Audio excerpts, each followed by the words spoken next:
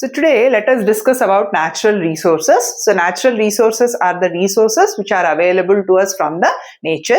So these include the air, water, soil, also forest, wildlife, and also the fossil fuels like coal, petroleum, etc. So these actually, based on whether they can be replenished back into the system or not, they are divided into two types: renewable resources and non-renewable natural resources. Renewable natural resources are those which can be replenished back into the system. Okay, though we are using them again, they can be reformed, they can be replenished back. So what are all those? They include soil, air, water, wildlife, forests. Okay, and the other category what we have is non-renewable natural resources. So these are the resources which cannot be replenished back into the atmosphere or replenished back into their system because they take lot of time for replenishment. So what all they include? They include coal, petroleum, natural gas, and minerals. So they take lot of time, that is millions of years, to be formed. So they are categorized as non-renewable resources. So these resources actually are available in plenty for us. The renewable resources particularly, they are available in plenty for us. But what we are doing, human activities basically, like over exploitation of these natural resources, over usage of natural resources, and the different practices what we are doing are harming the natural resources. So it is our duty actually to conserve the natural resources. So if you have to see what are the ways in which we are affecting the natural resources, if you talk about soil, soil actually is getting the layers are all becoming non-fertile because of usage of lot of chemical pesticides in our agriculture particularly, and soil conservation is becoming a problem because of the soil erosion, lot of deforestation we are doing. So because of which, when there are no plants on the soil, the soil cannot be held at a particular point and it will be moving off, which is called soil erosion. And also we are particularly adding lot of plastic material onto the soil, which is preventing the penetration of the rainwater deep inside the layers of the soil. So in all these ways we are affecting the soil basically, and it is losing all its fertility, and most of the soil we are losing in this form. So it is our duty to conserve the soil, by avoiding all this. Talking about air, air also we are polluting it by release of all the different types of pollutants. More of vehicles have increased. So vehicular pollution is adding so many different gases into the environment, which is creating lot of problem, particularly now in Delhi. As you know, the pollution level is too high. So we are depleting the quality of the air. So though, we are gifted with such wonderful natural resources, we, for ourselves, our convenience, for our development, we are developing all different technologies which are contributing to loss of all these natural resources. So talking about water, different water bodies are there which are all getting polluted with plastics, and also the waste materials are being thrown into the water bodies and in and out, all the washing of the clothes, or the buffaloes, etc. is done there. So wherein all these water bodies are also getting heavily contaminated, and also the vehicular washing, vehicles are also washed in water. All these basically, it will decrease the oxygen content in the water, and that is also leading to accumulation of different toxic chemicals inside the body of the fishes and all.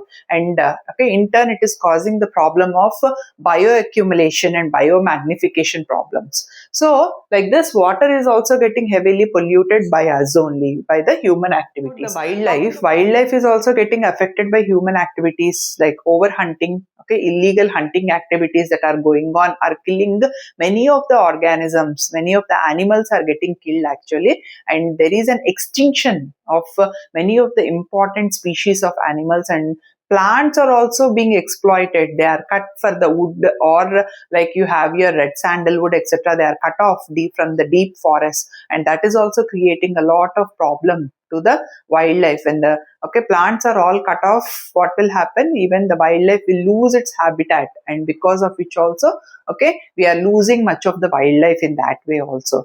So talking about forests, forests actually are the lungs on the earth. So forests basically are responsible for giving us oxygen, more plants, rainfall, everything is because of forests. But because of overexploitation of forests, they are cutting away all the wood is being cut, okay, for making different types of furniture and different requirements, okay. So that is all creating lot of problem, and it is our deforestation and do afforestation to protect them. So like this we are actually harming all our renewable natural resources, which maybe after a period of time, okay, will be depleted to so much extent that we cannot survive properly, neither our future generations. Then also talking about the non-renewable resources, we have coal, petroleum, natural gas, minerals. You know, okay, how to the maximum level we are using of everything. The coal is used for power generation, lot of coal we are just digging and using it off, and also petroleum for running all the vehicles nowadays because of the lower GST prices, okay.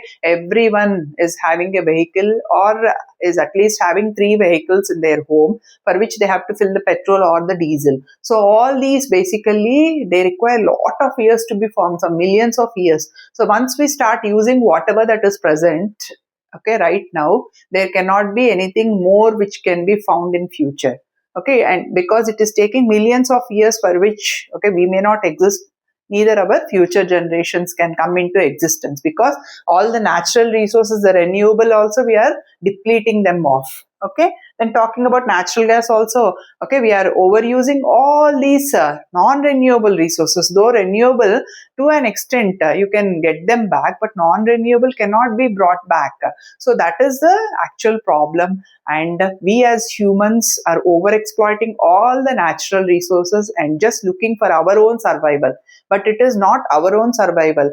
We as humans are living organisms, we are also giving birth to the offspring. What about them? What about their future? So it is our duty to even safeguard their future by safeguarding all the natural resources, by not causing potential harm to them. Then what can be done by us? We can go for sustainable development.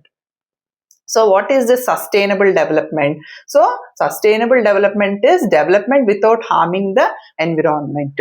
So we are carrying out all these activities because all these are needed for our development. That is always needed, but the development should be in such a way that it is a sustainable development, which will not harm the environment to much of the extent. So development without harming the environment is what is called sustainable development. So if we plan our programs in such a way that we can carry out sustainable development, then we can conserve our natural resources, okay. So there is a logo for sustainable development which is important from examination point of view. So it is quite easy to draw, okay. See how it is being drawn. It is quite easy like this. So 2 members are standing like this, okay, and they are showing actually a twig in their hand. So a twig is being shown like this. So that indicates that they are also, okay, developing together along with the development of the environment. So like this you can draw the logo. If at all in the exam it is asked for 2 marks or something like that, easily we can draw it. Not only just drawing or listening to the content is important, it is our duty also to take up some measures to safeguard our natural resources, to protect our natural resources. So the best policy is to follow the 4R principle. 4R principle it is called, okay, which is reduce, okay, it is reduce, recycle, recover, reuse and recover.